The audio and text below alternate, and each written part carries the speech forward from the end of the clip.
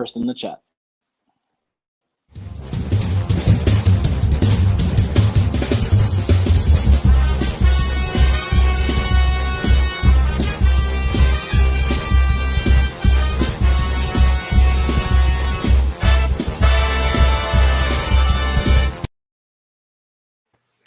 Good evening, Keepers of the Cash.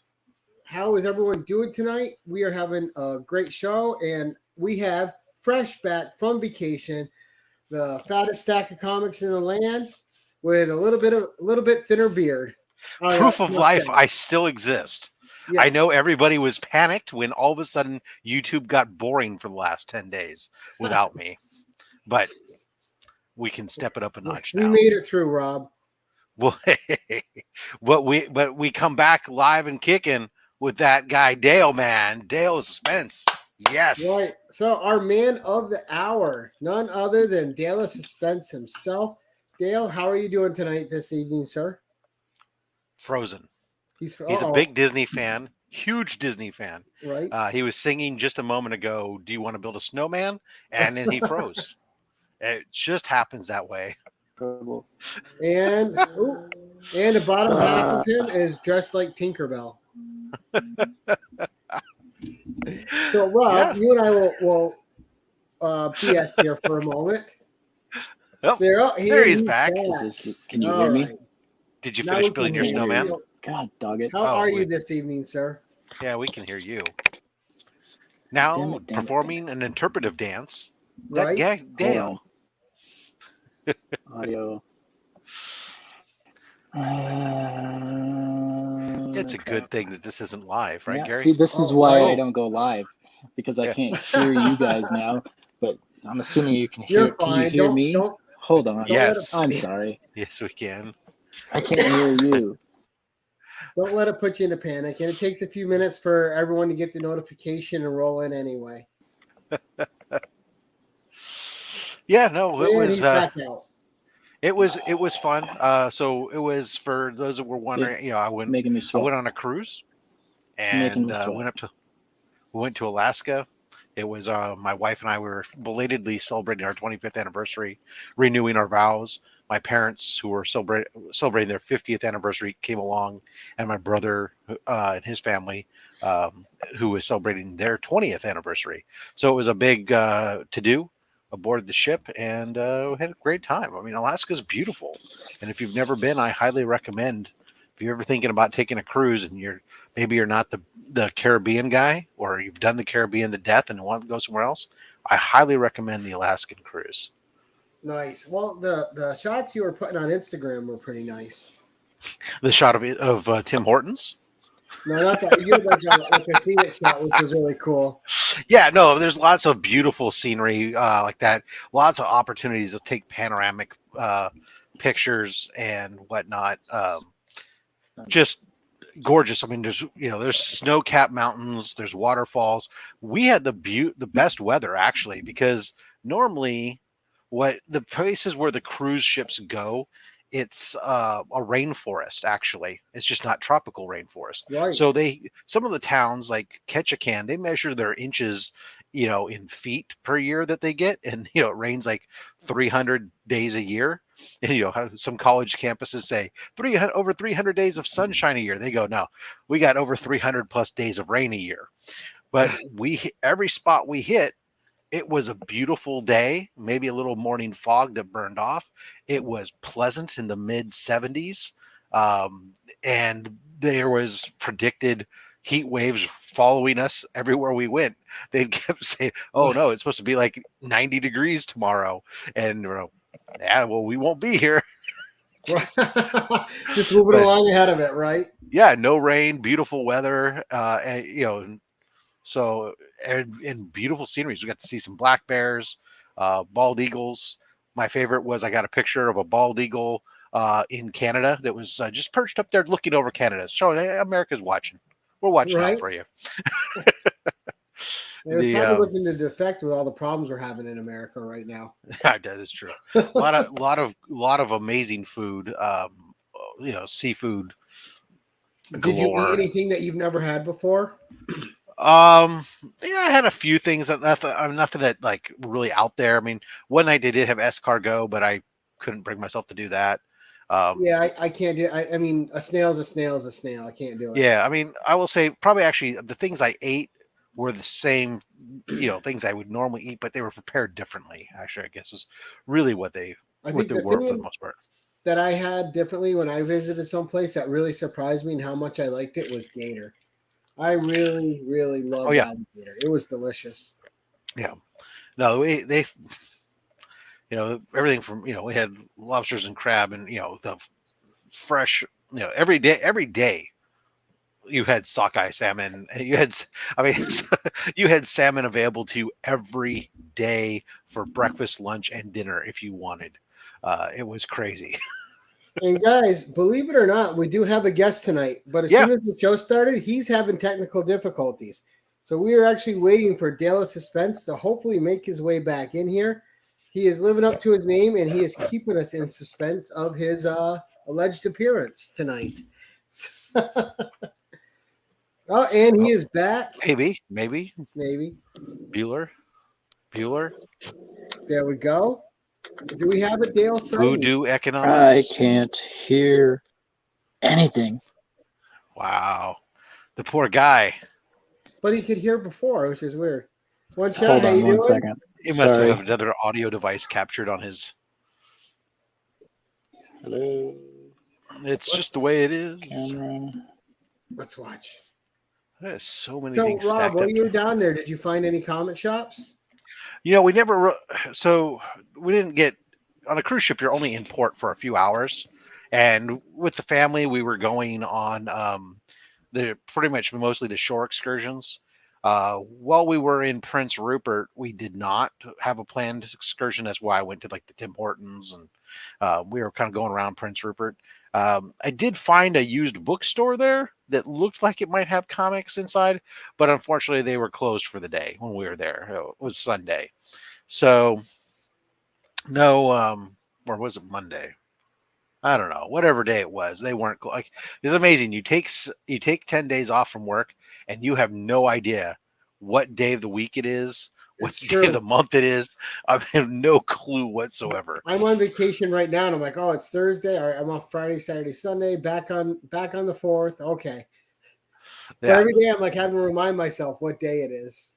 Exactly, and that was my thing today. I went to the grocery store and had to, because we've been gone for all these days, and oh no, the ad doesn't start till tomorrow. Oh, great! So this entire shopping list that I made based off of the ad, I have to come back again tomorrow now for half these items. Great, cool. And we may have another Dale sighting. Let's see. It's all a question of whether he can hear us. I can hear you. Can you hear me? Yes. Oh my God. All right, let's get you back up here. All right. Well, guys, that's all the time we have today. Next time, make sure you join. we're a little over 8 minutes in, and true to his name, he has kept us in suspense the whole time if he's actually going to appear or not. We have Dale of Suspense in the hot seat. Dale, how the hell are you, buddy?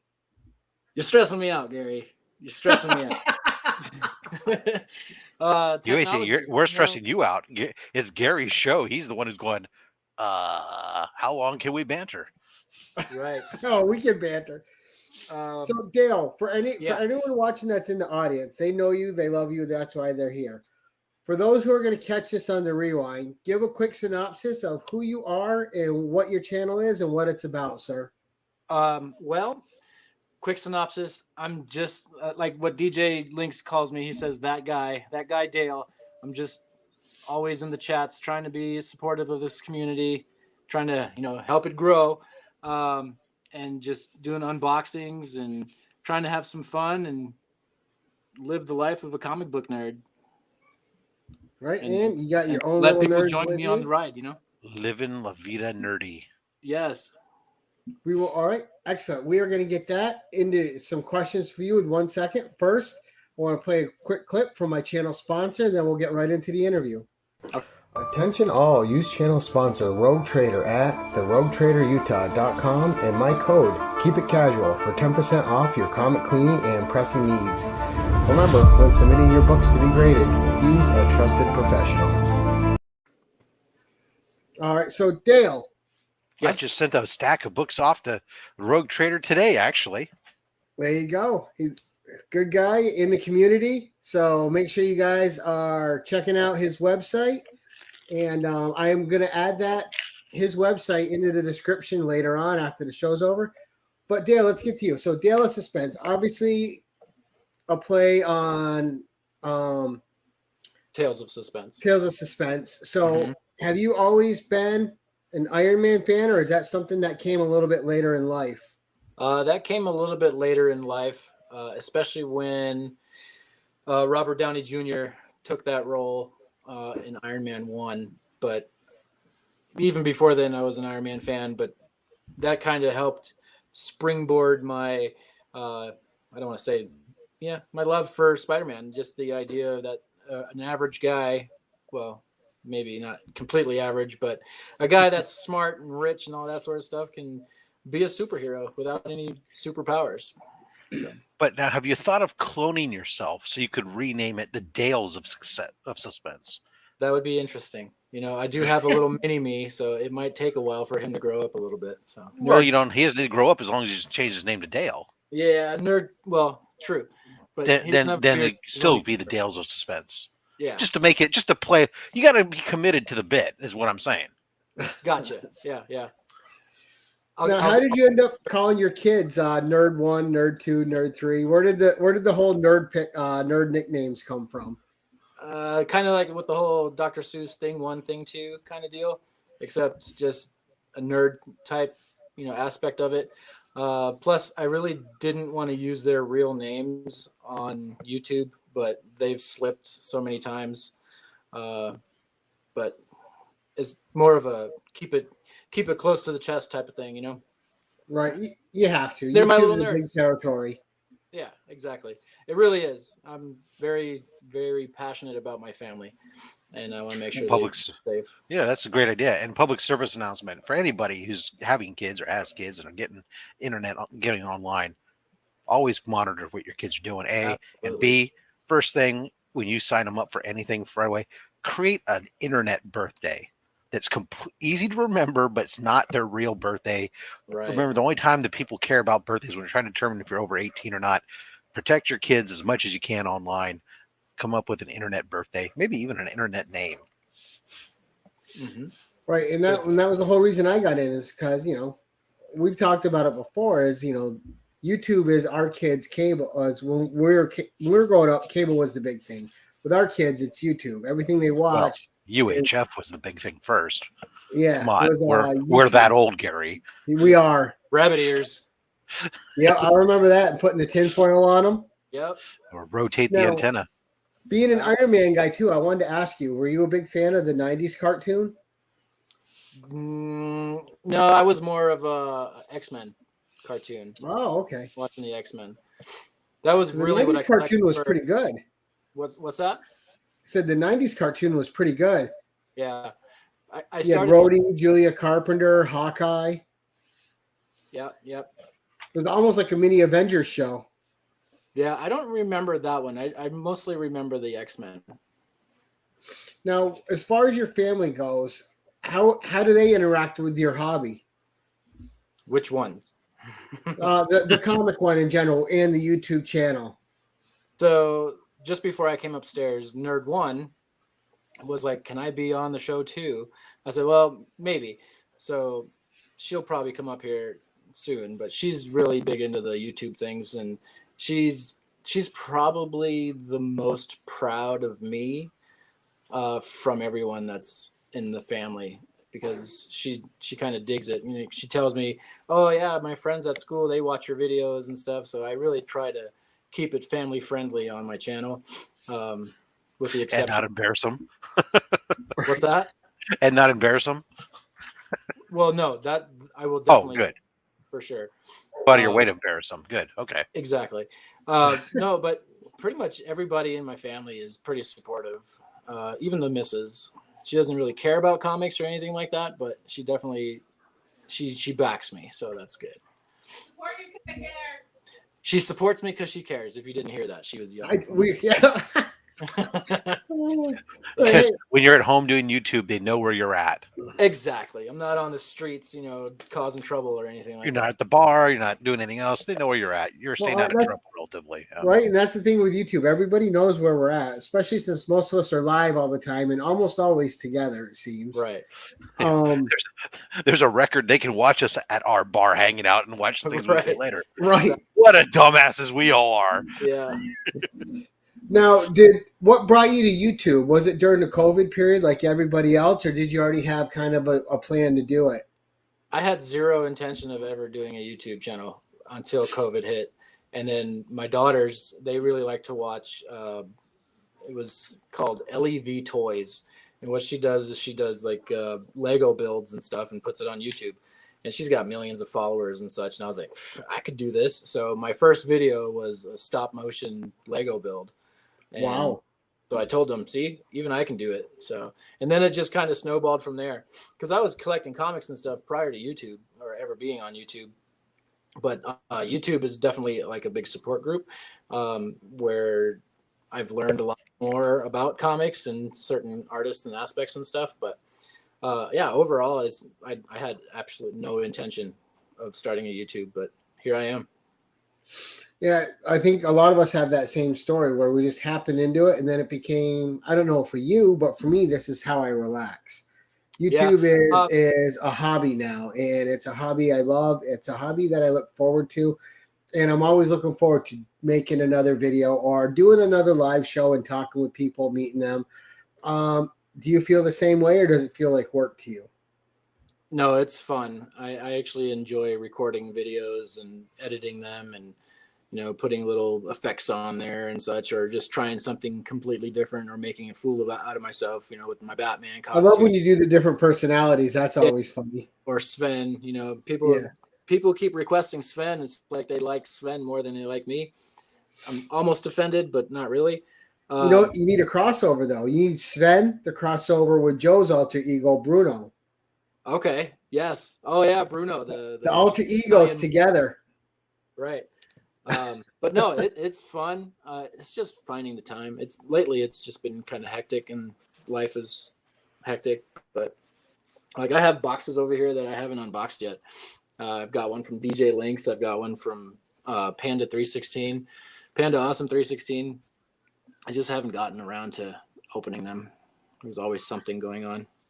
Yeah. Life is definitely busy. But this is a fun spot. So you got yourself ingratiated into the community pretty quickly. You got a really outgoing personality. You're pretty easy to get along with. You got nice family friendly content. Did what this community is surprise you once you got onto YouTube, or what were your expectations when you started up? My expectations really was just to share my collection and just show what I've gotten over the years or what I'm getting or something like that. I didn't think that I would actually become friends with a lot of the people that I follow and that thankfully follow me back. But there's definitely a lot of inspiration that I've gotten from everybody that I follow.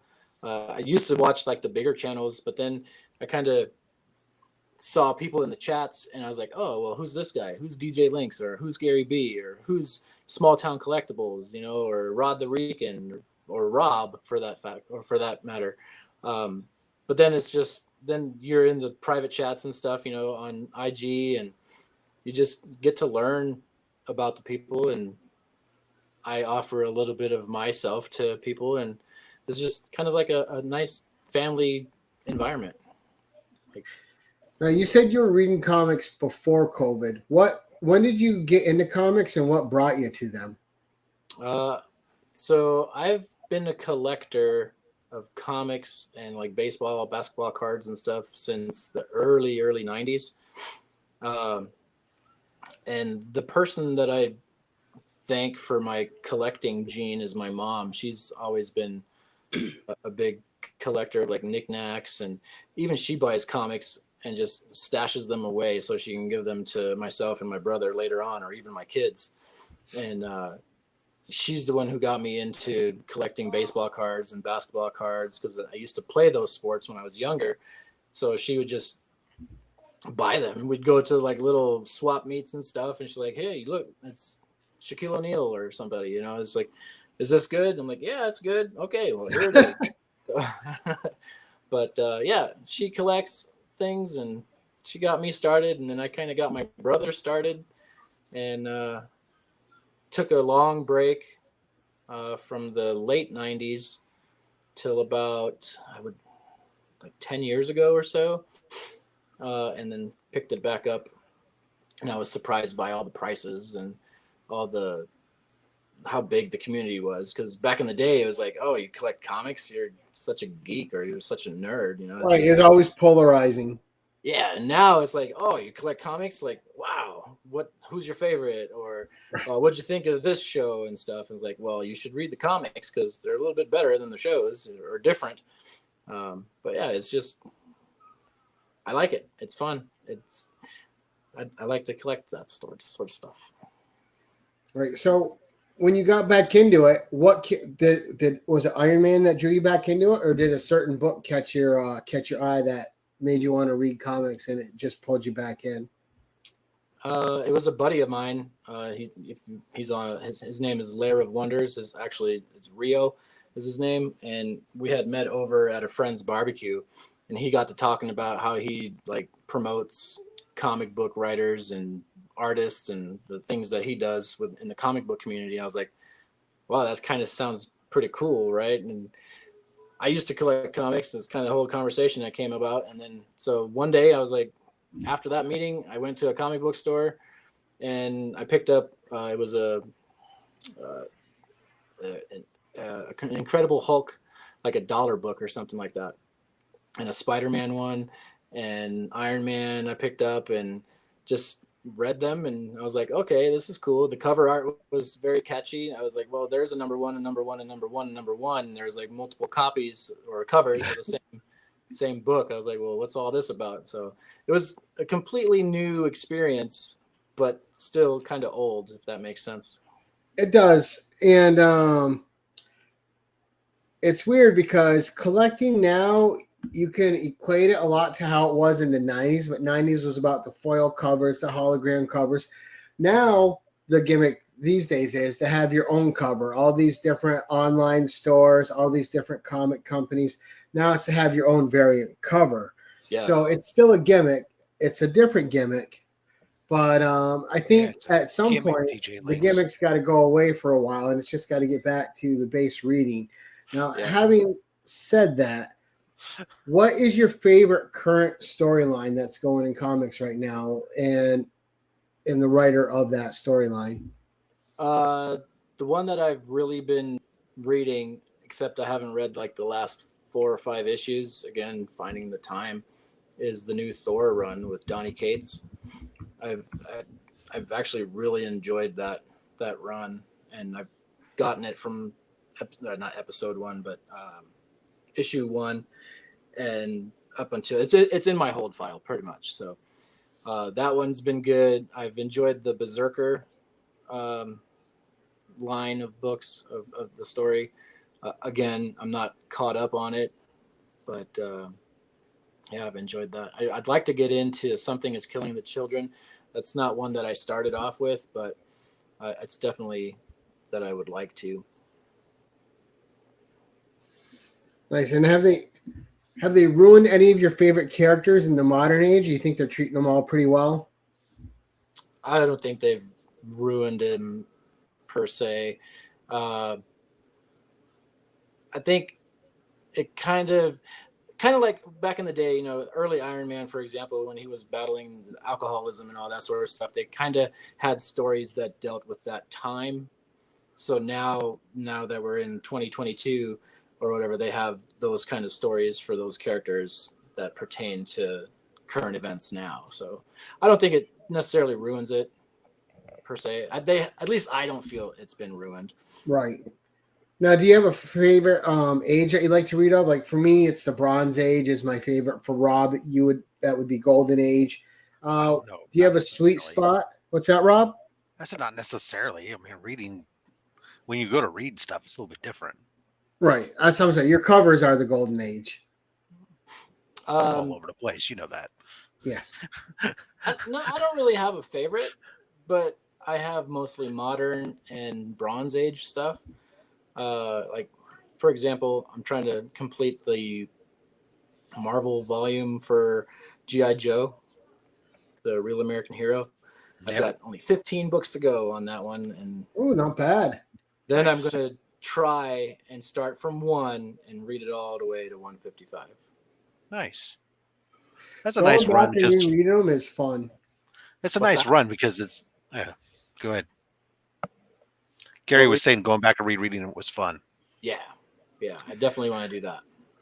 I was just saying that that's a great little run because there's, so it's not that for most part, it's not a super expensive run to pick up unless you're trying to go 9/8 all the way. And even still, it's not horrific, but it has a lot of nostalgia factor for those in our age group that grew up with that, and a lot of keys. Every time you turn around, you're stepping on one new key. Right. I think there was a question about how many books I think I have. Yes. I have, according to my CLZ app, I have almost 1,400 books, but I think I have more than that, and I don't want to say it too loud because the missus is downstairs. But she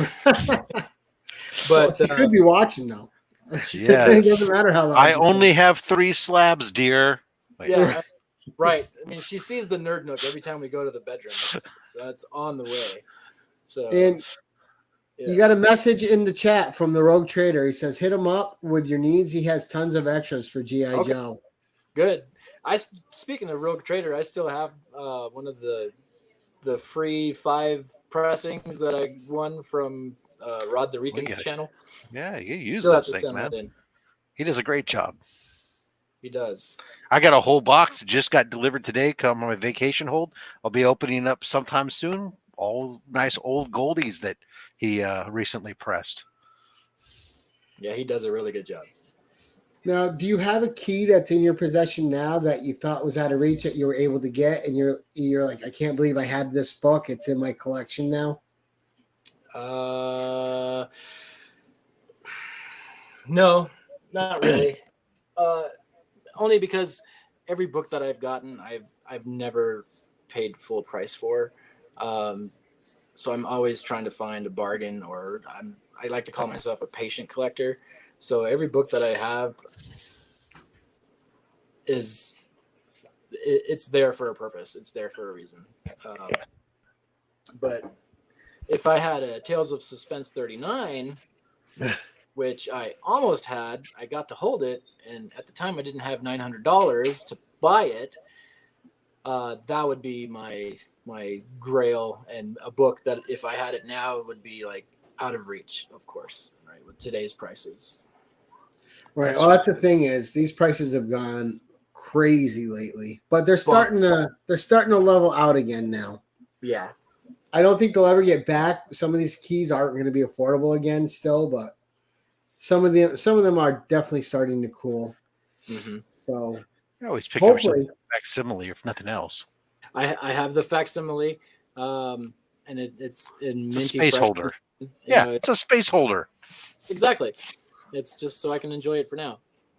Now, you also like Legos too, right? Because you've built Legos on your show. Yep. And how do you balance what you're collecting? It helps that I'm not a completionist or a person that has to have everything. How do you do this? Wait a second. I want to get this. This is something I don't understand. You're not a completionist. You're patient. You don't pay full price. This is something I need to learn. Yeah, I suppose you don't step in rabbit holes either. I try not to. Yeah. God damn it. Yeah, it's really not as hard as people think it is. It just helps that you don't have money. Right, yeah, because I know when I'm working on a run, I'm a run completionist. So if I think there's a run, like you won't see me go after X-Men books. I'm never going to complete X-Men, right? Yeah, I would never. But like when I went after Conan, I knew I could complete Conan, so Conan's complete. you're going after G.I. Joe, which is, you're talking 155 books. That's something that can be completed. It's doable. It doesn't span 60, 70 years of nonstop publication. Right. That's why when I did Batman, I said 200 up. I don't care about below 200 so much. Yeah. Although I've been grabbing some of them. I would like to start like a Teenage Mutant Ninja Turtle run, but I just know that TMNT 1, even later prints are going to be just ridiculously expensive. So you like the independents, and I see, is that an Austin LeMay behind you up top with the Turtles book? Is that the Austin LeMay cover? Yep, that is the Austin LeMay cover. Yep, that he did. I have 2 of those. One I purchased, and the other I won. Rob knows I like to win. I like to enter giveaways and stuff, and I've won a few things. That's kind of how that book here. Shit, how does all this work? This one here, I won. That's a Bryce Comics exclusive, and I just, it's fun to win things, and there's some other ones up there. Hey, nice. Some Lego. And I know Rob's a big signature fan, so I know he likes those signature labels up there. Got a Mark Brooks cover over there. Yeah. X-Men, yeah. Yep. Yeah, Mark Brooks is great. So who's your go-to current artist that you like? I mean, there's so many good ones out there. Do you have a few that just really you chase their art? Like it'll be a cover by just because they did it? I have a lot of those. For example, so I don't know. Have you guys ever heard of Legal Burning? Yes. Yes. He's an artist that does the burning on the covers. So there's this one. So he recreates that cover, but using an iron to burn the image onto the paper. And it looks incredible. Yeah, I follow him, and he's excellent.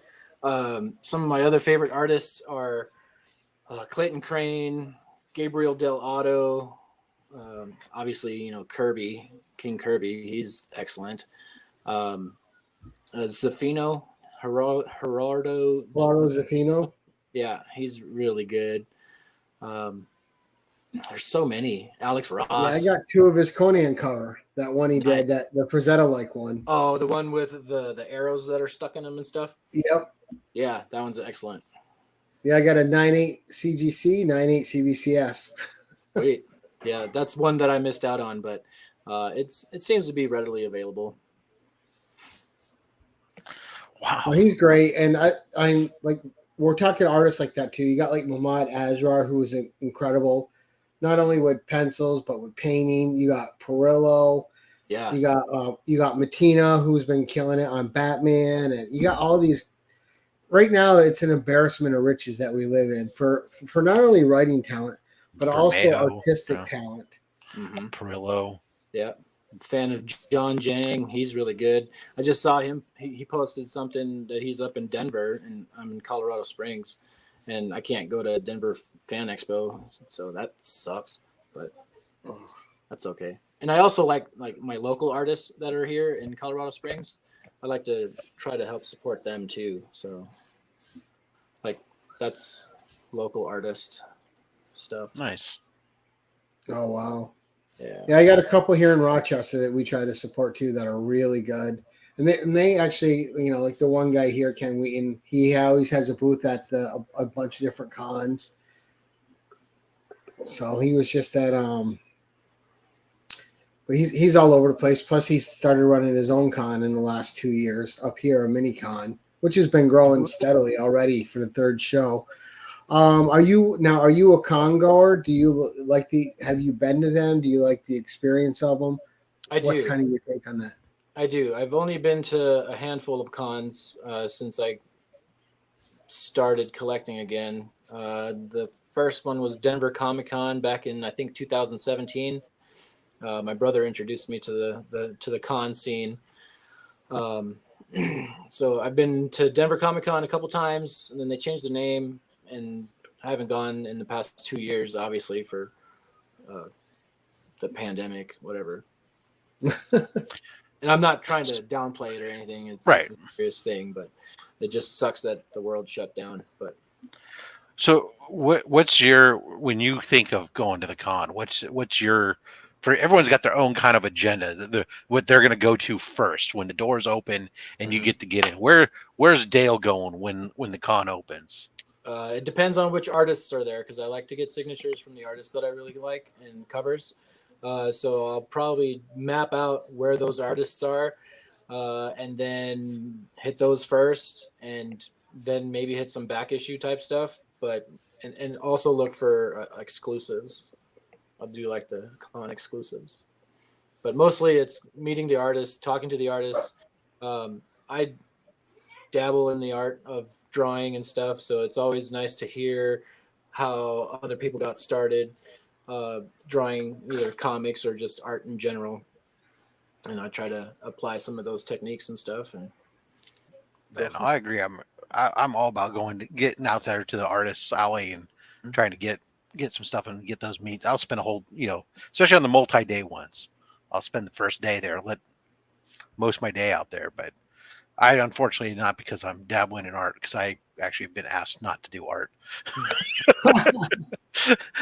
It's apparently a crime. What I call art is apparently a crime against humanity. Well, I'm glad I've never seen any then. Somebody would like, sure. But now, like with the Nerd 1, Nerd 2, and Nerd 3, are any of them following in your comic hobby? Do they like the books as well, and what are they reading, or then could they care less? No, Nerd 3 doesn't really care about comics per se, but he is a huge Spider-Man fan. So anything Spider-Man, Miles Morales, Spider-Gwen, anything Spider-Man, he's all over that. He's got his own Spider-Man costume, and if he was sitting right next to me, he'd probably tell me it's a suit, not a costume. He's corrected me several times on that.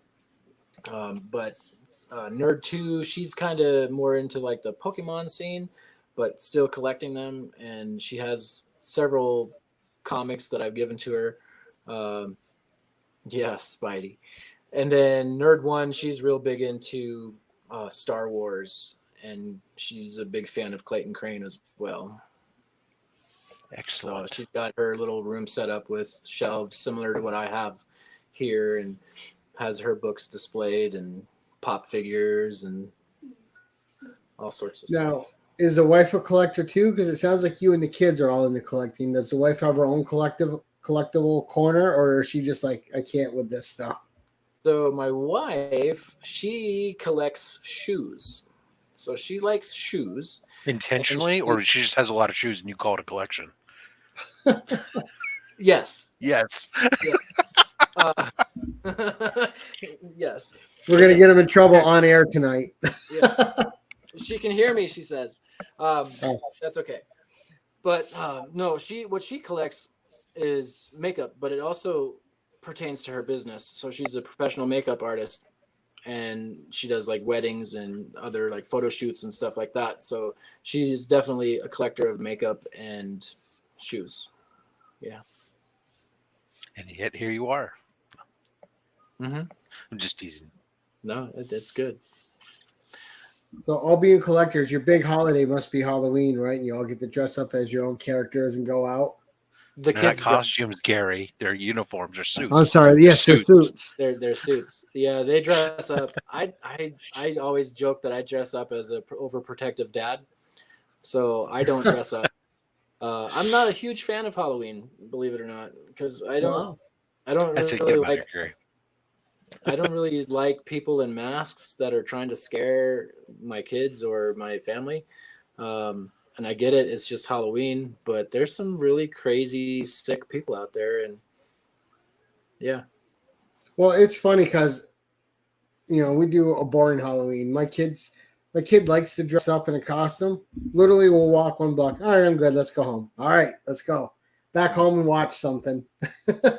See, my wife likes to do she wants to throw on some pigtails and just turn around and say that, like Wednesday Addams and pull the, I'm dressed like everybody else. I'm homicidal maniac. We just look like everybody else, right? Yeah, no comment. Yeah. It's mainly because of my profession. I have to, I'm always on the, like, being vigilant and stuff. So yeah, people that are just acting fools and stuff, I don't play well with them.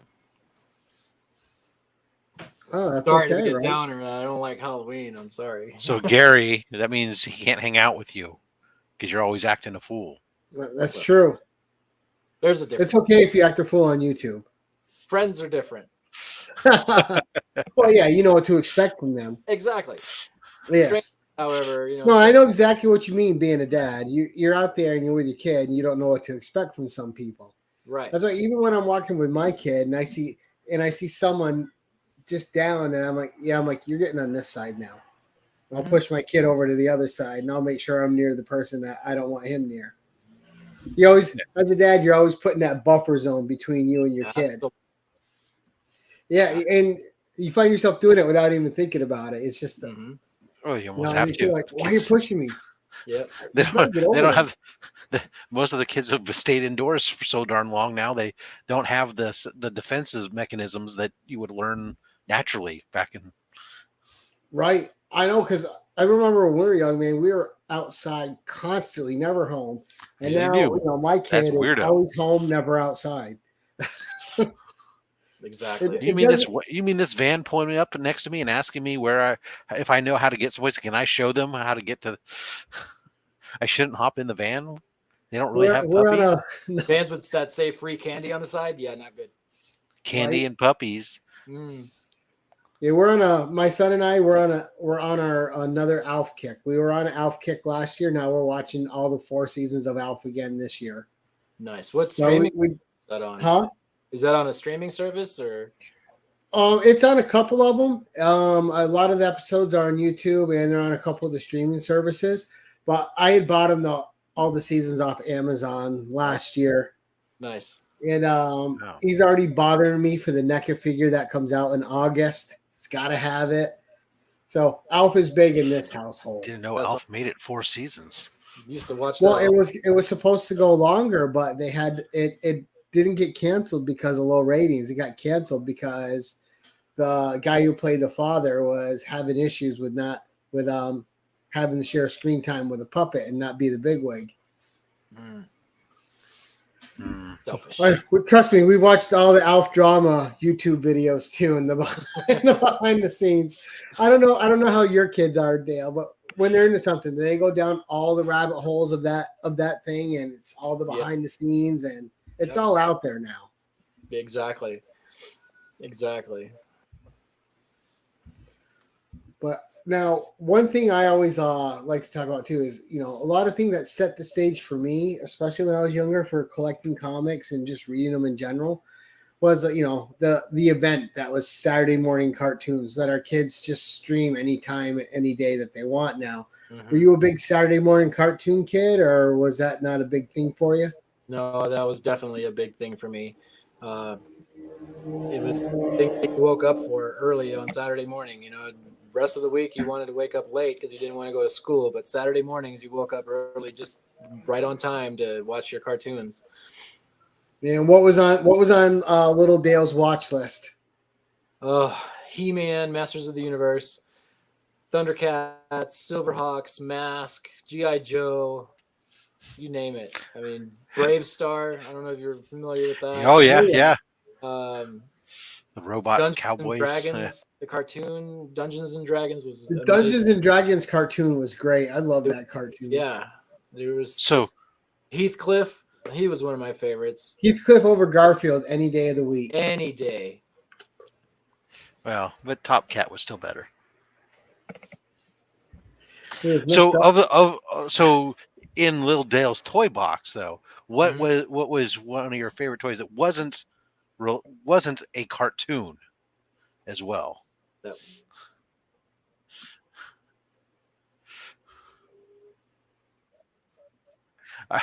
There were a lot of cartoons. With cap guns. Yeah, I mean, what's that? So I could picture you with cap guns. I had a couple cap guns, little revolvers with the red little cap ammunition and stuff. I did have a couple of those. I don't know. I always found myself outside looking for like crawdads and stuff and breaking things and fixing things. But yeah, I had G.I. Joe, so that was really my main toy was G.I. Joes and He-Man, and then later on Ninja Turtles. But as far as non-cartoon, I mean, I had a mouse, a stuffed mouse that I've had since I was born, and I still have it. Oh, wow. For me, it was always if it wasn't any of those other things, it was cars. So it was always Hot Wheels and Stompers. Yes, Hot Wheels. Oh my gosh, how could I forget? I had tons of Hot Wheels, especially with the roofs all scratched off because I really enjoyed that silver metallic. Then you repaint them or whatever too. Yep. You do that, and then you line them up in a row, and you get your Stomper, and have your Stompers roll over top of them. Yep, and then they came out with monster truck Hot Wheels, and I would just them so they would look like they've been run over. Or as Gary would know, then I take my Evel Knievel stunt cycle and jump over them. I was in the toys back then too. Some of them, it didn't matter that it didn't have the articulation of today's toys. Yeah, all that was in your mind. You were just having the best time. And now kids these days, they got these great NECA figures. They can pose them a million different ways. And well, look at it like this. If you gave a kid, back when we were doing it, you had Legos. Legos were just a bunch of blocks. The occasional kit that existed was usually like a helicopter or something else, but it came with instructions to turn it into 5 different other things. You didn't just build it and then sit it on your shelf like it was a model. We had models for that. Exactly. You built Legos and you played with them and you took them apart and you made other things. I mean, my mom wouldn't let us have Transformers, so we built Transformers out of Legos. Now you give your kid a bag full of just random blocks and they go, well, what's this supposed to be? What do I make it into? Whatever you want. Use your imagination. I don't get it. Right. Where's the on button? I don't know. I like having books in my house over having them at the shop. Although I love going. I still love going to Barnes and Noble and just walking through and looking at all the books. But let's get in. You said you collected cards. Is it just is it a specific sport? A lot of sports, and was it also non-sports cards? What kind of cards do you like? So back in the day, I collected a lot of basketball cards because that's mainly what I played growing up. And it's early 90s basketball. So Jordan, Scottie Pippen. I was a big Bulls fan. Still am a Bulls fan. I just really don't follow basketball that much as I used to. Some of my non-sports cards are like the Desert Storm cards because my dad's was in the military. And so we collected those, and I say we because my mom collected them as well. And some of the Marvel cards and DC cards. Now, with the current books where they are today, and all the strong independent authors and stories we got, and books that are being printed, are you still a big 2 guy, or do you lean more towards the indies? I'm a big Marvel guy mostly, but I am getting more into the indies, like the Berserker and Something is Killing the Children, trying to get some of those. And then Noctera's been great. Noctera, I did get to read the trade paperback. I think that was like the first 3 or 4 issues. I don't remember. My memory is been it's like a steel colander. It's full of holes, and the shit just goes right through. Exactly. I want to start reading. The Recount. I want to read that one. I have the books. I just need to read them. I think that had 2 different series, right? It had 2 different story arcs, I believe. It had 1 story arc and a 1-shot. It did something like that. Yeah. But Scout Comics is a good imprint. It was Was that before or after that run that came out of 4 or 5 books? I don't remember. But I do have the trade paperback on that, so I'll probably read that because I don't want to mess up the books. But now, and do you and your family go out to the movies too to see all these superhero movies? Yeah, we're big movie goers. So you guys are all geared up next week for Thor: Love and Thunder. Yep. Is that next week? Purchased the tickets a couple weeks or last week. Nice. So as a family going, what is there a movie that you all agree is the best, or is there a movie that divided you guys when you went and saw it, where one of you really liked it and the rest were like, yeah, it's all right? As in like the comic book movie? Yes. I think the missus and myself, we both agree that Iron Man 1 is probably the best one out of all of them. One, it kind of helped get the ball rolling for Marvel, or at least rolling well. Because obviously you had Blade, which we love Blade. The Blade 1 is an excellent movie. And then one of the Punisher movies, I don't remember the actor's name, but it's the one with John Travolta. Oh, Thomas Jane. Yeah, that's a really good one. I even like the Dolph Lundgren one. I haven't seen that one.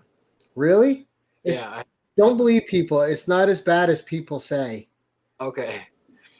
Kind of like Morbius, right? Yeah, I took my kid to see Morbius. We had a good time. I actually enjoyed that movie. It's probably an unpopular opinion, but I actually enjoyed it. Oh, so do we. We bought it. It's here at the house. Nice. But no, it's great. Like, I can't wait to go see it with my kid. I don't know. And for me, movies were always a big part of my childhood. I've always loved movies. Mm-hmm. There's something that's irreplaceable about that big screen experience being there. And that still hasn't died in me. I still love going to the movies to this day. My kid loves it. And, I've had a few good experiences where him and I got to go see a 1933 reel of King Kong, an original reel that was shown in 33. So we got to watch an original King Kong 33 together. Nice. And then we went to the Fathom event last week where we got to watch John Carpenter's The Thing, which is one of my all-time favorite flicks ever. So, he thought it was cool because he was the only kid in the theater watching it. And we had a blast sitting there watching it on the big screen together. Yeah, movies are just because you only have that. You don't have the other distractions like you have it if you're watching a movie in the house. There's nobody at the door, or or the phone rings or something like that. It's just there. You're there for 2 hours or more or less, and you just get to enjoy the movie. Right, it gives it that event status. We came home from the cruise yesterday morning, and 3:00 in the afternoon our time, we were at the Fathom event for the Fifth Element showing. Nice. And I haven't seen, I watch Fifth Element a lot, but I obviously haven't seen it in the theater forever. I don't even know if I ever really even saw it in the theater when it first came out. But man, my wife was laughing and enjoying. We just had a blast. And it was like 6 people in the theater. But yeah, that's a great thing about the Fathom events. The theater's never sold out. You can go there. You can pretty much pick the seats you want and have a great time. Yeah. And I forgot all about that. I would have tried to take my kid to it because that's one of the best. I love that movie. They did some good retouching on it. I mean, the pre some of the Fathom events have much more interesting interviews before the movie, right, with the cast or something. This was just re-showing stuff from the DVD that's been around for a while, so it's dated material that you've seen. But they did do a good job of re-editing or touching some stuff, because like Plava Laguna, before, when they first came to DVD, you could see where the makeup line ended and the prosthetics started on her head. Right. But this was gone. It was gone. I was trying to find it, and they retouched it and cleaned it up really good. It was amazing. Nice. Yeah, I'm definitely I like that one we went to, so I'm definitely gonna see some more Fathom events. It's just a good time. Good way to introduce the young nerds to the older Yes. movies in the way that they were meant to be seen, and not just at home on a TV. With my kid Dale, my kid's a big retro kid. He loves older stuff. Like one of his favorite things is the the 80s Transformers comic books. And like I said, like Alf, like he's big into Alf. He likes a lot of the retro video games too. Are any of your kids retro, or are they all more just the modern stuff? They're currently modern stuff. But I know that if I were to break out my NES and the Nintendo 64 or the Sega Genesis, that they'd probably have a real big shindig of a good time. Just have to find a TV that'll work for those old. Well, that's the problem now, right? Is getting those old TVs that take all those plugins, cables, and all that sort of stuff, instead of just taking the antenna off the back of the TV and then screwing on the little adapter. You just have the switch on the back, slide it up down between game and TV. Exactly. But I still, hey, that's me. But yeah, I still hold on to those systems. But I don't. Yeah, they enjoy their Lego, and they have a lot of my Lego, and they like the same things that I like, but the newer versions of them. It's kind of. My kids have no desire to play with the Atari 2600. They just don't get it. Yeah. Where's the other buttons? That's it. There's one. Yeah. What's this cord? See, and Scooby-Doo is big in our house too. Like we bought almost all the Scooby-Doo movies that have ever come out. We have almost all of them. But Scooby-Doo's always like an event thing for us too, and I think one of the things we had the most fun with is when the Scooby-Doo Lego Mansion came out. We bought that and we built and that thing was fun. Yeah. And I was a little bit of the Will Ferrell father for a couple of days after we built it, and I didn't want to see anything happen to it. Of course, it's all disassembled now and in a drawer somewhere and never touched again, but now it's more about collecting the little minifigs than the actual build. But that mansion build was great. And, so you took it apart to put it away, or it's just all in pieces now? No, when he was younger, he just took everything back apart. Gotcha. And now, it was going to have to come down at some point, but it was just fun. A lot of moving parts, a lot of hidden things. And just what they do with them now is amazing. Mm-hmm. Yeah, then my kids, Nerd 1 and Nerd 2, they have a corner as well where they build this little Lego city, and they take all the pieces apart and build their own cities, and they're real big into like the horses. Anything with horses they love, or animals. So that's what they collect with the Lego. Oh, nice. It's funny. Kids get very specific sometimes about what it is they like, and it can't fall outside that range sometimes. Sometimes there's that getting used to something new period with kids that sometimes the adjustment's a little slow. At least my kid's like that. He gets hooked on one thing, and it's hard to get him off that thing for a little while. Mm-hmm. But all right, we are getting close to an hour. We'll start wrapping it up, but I do want to throw it to Rob, because Rob's got a question that he usually asks the guest. Right? Oh yeah, sure. It's been a while. Yeah, I've been on vacation. I forgot what my question was, but I remember it now because it comes blaring back. So, Marvel and DC, they each have reps. They scour the internet, usually looking to see what we're ripping off from them. But in this case, they come across your channel and they find you talking about and giving some fine critique about some of their content. And they come to you and they say, "Hey, Dale, we need you to help us. You could have any one character from either one of their universes to control the direction that character is going in. Which character are you choosing from the Marvel or DC pantheon in the comics to give direction and breathe new life into and get that character going? And what do you think you'd try to do with them?" I think that I would the first character that comes to mind that I feel is the most underrated character in Marvel is Beta Ray Bill. So I would have Beta Ray Bill be like the main guy in the MCU. Give him a really good movie or something. I want people to know his story. You know, that last series of books that came out, that short 5-issue miniseries of Beta Ray Bill was a great little series. It was. They just need to elaborate more on Beta Ray Bill, and I would like to see Beta Ray Bill kick Thor's ass on the big screen.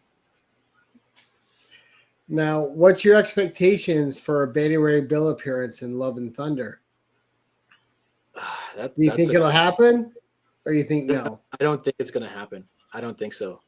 And the reason why I don't think it's going to happen is because Stormbreaker is already existing. Because Stormbreaker was made by Odin for Beta Ray Bill. Right. So I was disappointed to see Stormbreaker, but I was also happy to see Stormbreaker when they brought him in. But I just don't know if Beta Ray Bill is going to be in Thor 4. I would like to see like the Contest of Champions or something, you know, how right. Thor Ragnarok, I think it was Thor Ragnarok, yeah, where you saw Beta Ray Bill's image on the big tower. Like I want to see more of that. Like he was a champion there for some time, obviously. So I want people to see that. So would you want to see Thor, or would you want to see Beta Ray Bill as a CG character or as somebody in makeup and prosthetics? Probably CG, especially with how good CG is nowadays.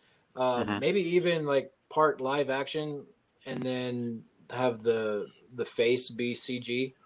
Right. Yeah. Do some of the. Well, I mean, look at Rocket Raccoon. He looks fantastic. Right. No, because I mean, I think that where you have a great opportunity for Beta Ray Bill is when, depending on how long they want to keep doing these movies, right? Mm-hmm. Eventually, Chris Hemsworth's not going to do these things anymore, right? And you have the opportunity, since they don't see, Marvel has no desire typically to recast the majority of characters. I mean, I think we have 1-2 characters that have been recast in all this time, and they're usually secondary characters, not main characters. So It becomes a great opportunity when Chris Hemsworth says, "Hey, I'm done now. This is a lot of work to stay in this kind of shape." You know, that's a great opportunity to bring in a character like Beta Ray Bill to take over that kind of role within the MCU, because then as a character that's digitally created or whatever, you just need a voice actor. They can do that forever, Peter Cullen. Exactly. You know, I mean, you don't have to get in physical shape to do these types of things, as long as they stay alive. Doug Jones to do the body motion for him. Yeah. But I think you could see him in this next movie, but I wouldn't. But I think it'd be a setup where Thor finally takes over, where he's just going to sit the throne of Asgard as king. And he's handing Stormbreaker down to him, and then it's going to be Jane and Beta Ray Bill going off. That would be cool. That's actually a nice little theory. I like that. Let's hope it happens. Like Rob said, Chris has got to step down at some point, because it's the whole reason that Hugh Jackman was like, "Look, I got to stop doing Wolverine. I can't. It's impossible to stay in the shape for this long." Routines are brutal. Yeah. Now, you know, granted, he's also working out to try to play Hulk Hogan, so you know. Is he really? Yeah, there was the rumor that there was a while, and he's talked about it recently. They were looking to do a Hulk Hogan movie, and he was cast to play Hulk Hogan, and so he had been like working like crazy trying to get the physique of Hogan in the heyday.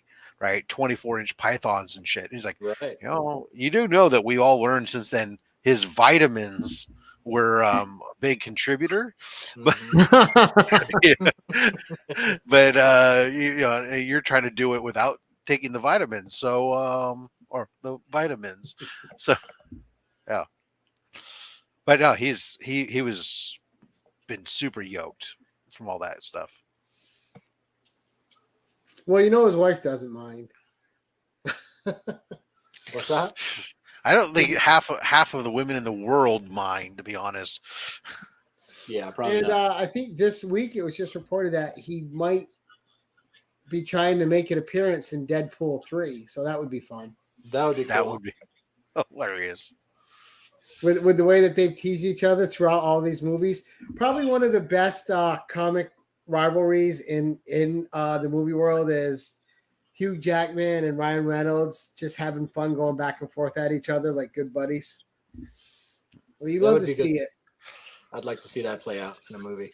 And you see that with the Chris's too, with Hemsworth and Evans. You see them picking on each other a lot, which is always great. Yeah. But no, that's so. We'll start wrapping up. We've got an hour and 5 minutes. Really, really good information. It's a lot of fun to get to know you. But we're going to go around the horn. Then we're going to say goodbye to the audience. Rob, what's coming up on your channel, sir?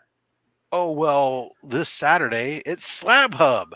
And we have, for 4th of July, Man Cave Comics is coming on. And he's going to do a special red, white, and blue special theme for Slab Hub this week. And I hear that guy has some pretty good books on occasion. He has a handful. Yes, just a handful. I mean, we joked with him that, his slab collection is significant enough that we could have had him on every episode for like a year and a half or two. And, we're not going to do that. He has his own pedigree by now. I'm surprised he doesn't have one. Right. But no, it was great. So we continue our we've got great guests lined up throughout the summer. But I am still booking guests, and we got coming up like some of the other folks. We got like Bub's World coming up. Biggie Shack is coming on. Just solidified. Nerdy Girl's going to come on and do an appearance, and So we're going to get a bunch of different ones. We got some others that I can't talk about yet because I haven't got them confirmed that we're trying to land some big guests.